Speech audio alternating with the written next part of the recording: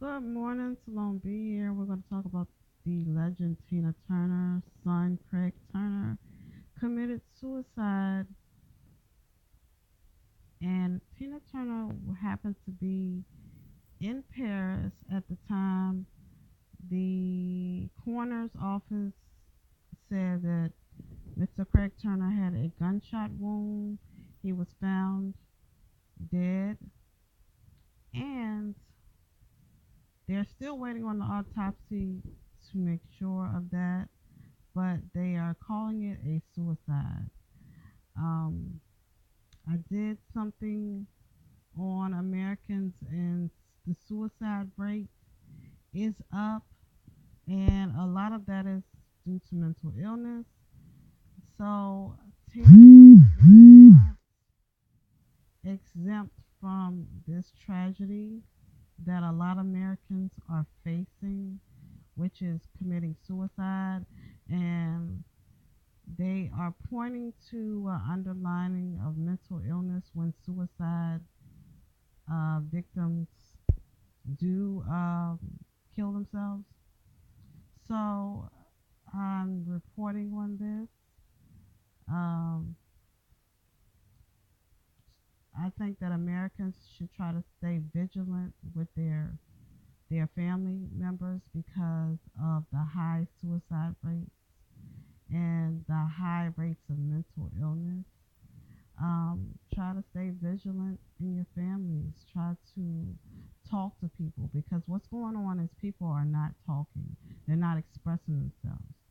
I faced problems with depression when I was a little kid coming up because of my family and things that weren't going right. And it took me years to work through. I went to counseling for a year just to find out why am I always tired? Why am I always moody? Why am I always mad?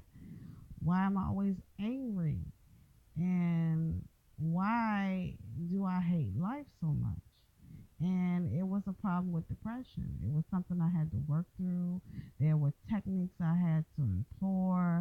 Like now, I exercise, I go to the gym, I stay active, and I stay positive. And it's hard work. It's hard work. It's not something that you're going to um, complete or do in a short amount of time. Working with your depression and mental illness and negative thinking and thought processes and things like that, it takes a while to get to positive thought and to stay on positive thought and to stay healthy and well. Sometimes people are born with um, with a mental disorder, and I'm running into a lot of people that are like that. Like yesterday, while I was at a cookout, I was talking to a lady, and we were just talking. She was telling me about her granddaughter who had ADHD, and that itself is a mental disorder. And I know a couple of adults that deal with that, and it's they have anxiety with it, and it's very frustrating when your body is not working properly or it's not working the way that normal people body works. It can be frustrating, and some people do take their lives because they get tired of not being able to regulate their bodies or not being able to be like everyone else or being isolated and feeling alone.